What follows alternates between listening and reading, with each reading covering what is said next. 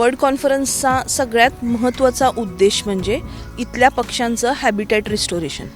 इथे पाणथळवरती असणारे विविध पक्षी आहेत, परप्रांतीय पक्षी आहेत, परकीय म्हणजे बाहेरच्या देशातून येणारे पक्षी, परदेशी पक्षी आहेत. त्याच्यानंतर इथल्या देवराईमध्ये जी जुनी झाडं आहेत तर त्या जुन्या झाडांमध्ये हॅबिटॅट असणारे हॉर्नबिल आहेत, म्हणजे महाधनेश आहे, इतर पक्षी आहेत. तर या सगळ्या पक्ष्यांचा आपल्याला अधिवास हॅबिटॅट आपल्याला रिस्टोर करायचा आहे, तो आहे तसा जतन करून ठेवायचा आहे. आणि तो माझी, तुमची, रत्नागिरीकरांची सर्वांची जबाबदारी आहे. इथल्या शेतकऱ्यांची जबाबदारी आहे, ज्यांच्या मालकीच्या या जमिनी आहेत जिथे हा हॅबिटॅट आहे. आणि हे पक्षीच आपले मित्र आहेत, आपले सोबती आहेत. आणि हेच पक्षी रत्नागिरीचा इको टुरिझम म्हणजे निसर्ग पर्यटनचा नकाशा हा देशाच्या आणि जगाच्या नकाशावरती आणणार आहेत. आणि याच्यामुळंच इथली आर्थिक देखील रत्नागिरीची वाढ होईल टुरिझम मार्फत. आणि मग ह्या पक्ष्यांना कॉन्झर्वेशन पण होईल, त्यांचं हॅबिटॅट कॉन्झर्वेशन पण होईल. आणि दुसरा उद्देश म्हणजे इथल्या लोकांना उदरनिर्वाहाचं साधन निसर्ग पर्यटनामार्फत होईल. बर्ड कॉन्फरन्सचा जो एक पर्पज आहे तो ऑलरेडी आत्ता साध्य होत आहे, कारण आपण एका नेचर ट्रेलला आपण आलेलो आहोत आणि एका ब्रिजवर उभे आहोत.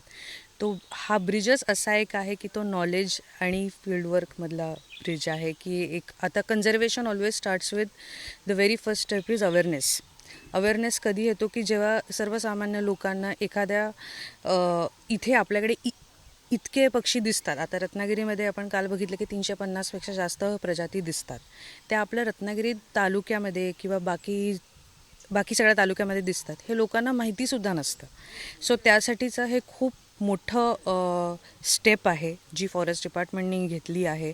आणि त्यांनी नॉट जस्ट त्यांनी सगळ्या जे लोकल NGOज आहेत, ग्राउंड लेवल कन्झर्वेशनिस्ट आहेत, जे लोक स्वतःच आधी एक इंडिव्हिज्युअल लेवलवरती काम करतात किंवा जे रत्नागिरीचे बर्ड वॉचर्स आहेत, त्या सगळ्यांना एकत्र आणून एक त्यांनी नवीन वे ऑफ डिरेक्शन चालू केलेली आहे कन्झर्वेशनसाठी. गेले 2 दिवस जी रत्नागिरी येथे वनविभाग, चिपळूण, रत्नागिरी आणि जिल्हा नियोजन समिती यांच्या संयुक्त विद्यमाने जी सर्वात प्रथम रत्नागिरीमध्ये बर्ड कॉन्फरन्स भरवण्यात आली होती.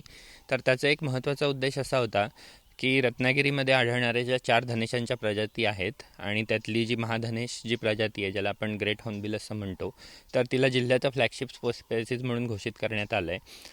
धनेशाचं ते संवर्धनाचं कार्य सह्याद्री संकल्प सोसायटी असेल, वनविभाग असेल आणि इतर संस्थांच्या माध्यमातून गेली अनेक वर्ष या जिल्ह्यामध्ये चालू आहे. आणि महाधनेश हा पक्षी IUCNच्या रेड डेटा लिस्टमध्ये व्हल्नरेबल या संकटग्रस्त प्रजातीमध्ये येतो.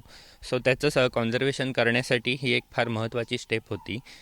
विदर्भातील जी काही पक्षी जैवविविधता आहे त्याबद्दल मी अवेअर आहो, परंतु ज्यावेळेस मला रत्नागिरी पक्षी संमेलनाबद्दल कळलं आणि वनविभागाने इनिशिएटिव्ह घेऊन हे पक्षी संमेलनाचं आयोजन केलेलं आहे.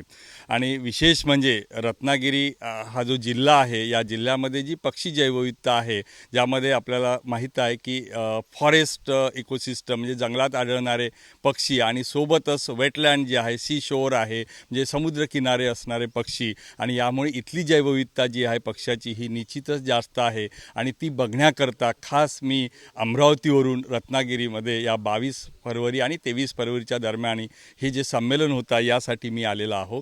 आणि विशेष सांगायची बाब म्हणजे जे प्रेझेंटेशन झाले काल 22 तारखेला प्रतीक मोरे यांनी जे धनेश पक्ष्यांवर त्यांच्या संशोधनाबद्दल जे मांडलेलं आहे, निश्चितच एक चांगली बाब आहे. ABP माझा, उघडा डोळे बघा नीट.